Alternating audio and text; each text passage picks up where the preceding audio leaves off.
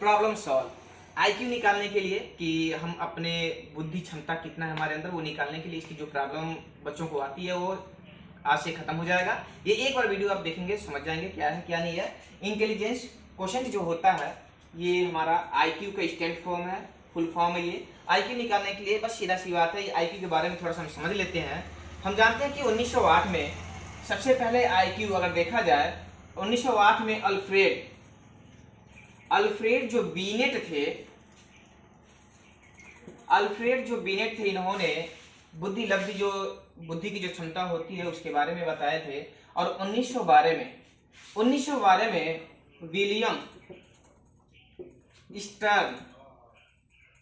William stern ने 1912 में बुद्धि लब्धि का जो फार्मूला दिया उसी के तौर पे हम लोग इसको समझेंगे। जो कि इंटेलिजेंस आईक्यू जो मेजर किया जाता है वह विलियम स्टर्न के अनुसार माना जाता है। जो हमारा आईक्यू का जो फार्मूला होता है, आईक्यू बराबर होता है MA/CA × 100।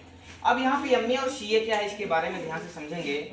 MA का मतलब होता है मेंटल एज, और मेंटल एज, और CA जो है वह है क्रोनोलॉजिकल एज। में है मेंटल एज, CA जो है वह है क्रोनोलॉजिकल एज।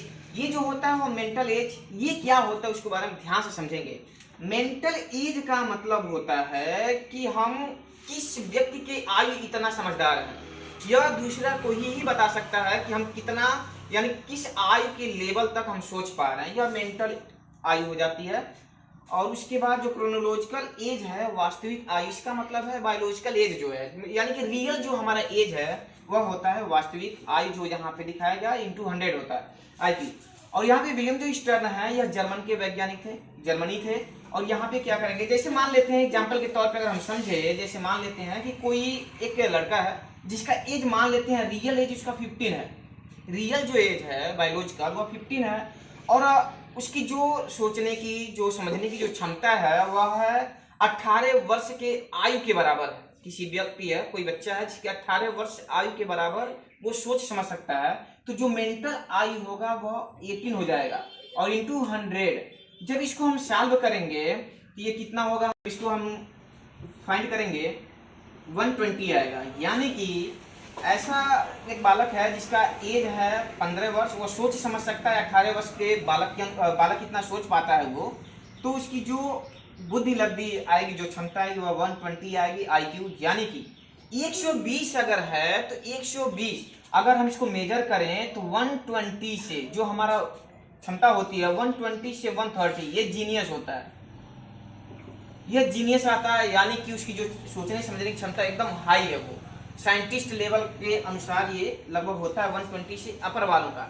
बाकी 120 अगर 110 से देखा जाए, 110 से अगर 120 तक देखा जाएगा तो ये होता है बेस्ट होता है।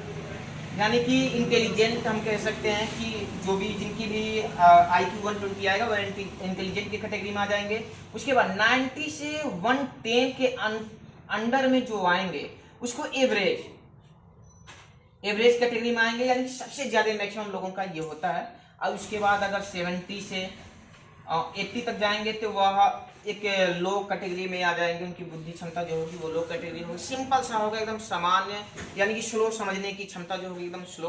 अगर किसी बच्चे का आईक्यू 70 आता है तो 70 से कम वाले का मतलब होता है मंद बुद्धि, यानी कि सोचने समझने की क्षमता एकदम बहुत ही कम रहेगा, एकदम कम रहेगा, मिनिमम रहेगा, कम से कम रहेगा 70 से कम जिसका आईक्यू आता है।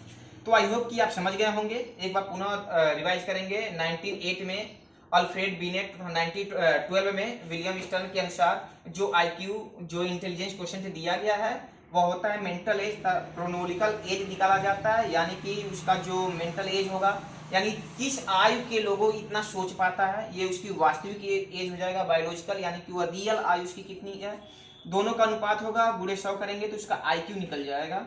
वही हम यहाँ पे कभी भी अब गणना करना होगा आईक्यू, इस फार्मूले द्वारा हम गणना कर लेंगे। आई होप कि आपको समझ आया होगा।